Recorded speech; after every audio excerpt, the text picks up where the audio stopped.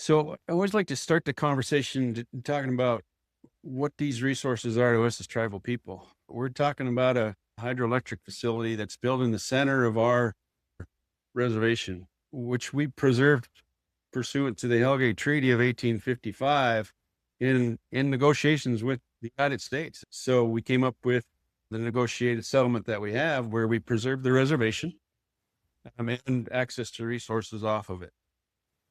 And so when we think about this is the center of our homelands, the center of our creation stories. Um, we have a spiritual and religious connection to this place, as well as a resource connection. Kerr Dam was constructed in the 1930s as the part of an implementation of assimilation policies imposed by the United States government. Bottom line, trying to convert us into what mainstream society, figuring we'd just fade away.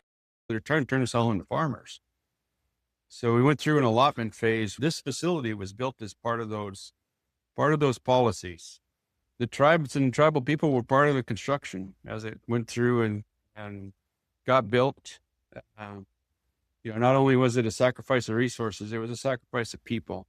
There were 13 tribal members that were killed during construction. Oh. One of them was one of the chief's sons.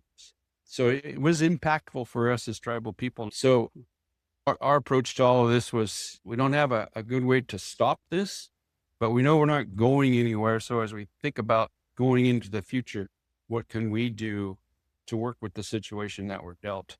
So there's 50-year licenses issued in 1930. That license expired in 1980. The tribes competed to own it then. We exercised our option then to acquire it on September 5th of 2015.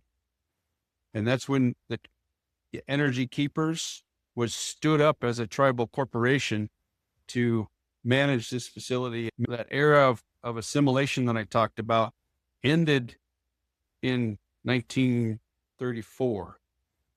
Every tribe went through pretty severe economic conditions. So they said, yeah, let's do something different. And the something different is the Indian Reorganization Act. Allows us as tribes to organize as a tribal government and then have a government to government relationship through our treaty. Mm-hmm. So we as a tribal people said, we're ready for that new relationship. So we became the first tribe in the country to adopt a constitution and be recognized under that act. And so it launched our government and away we went.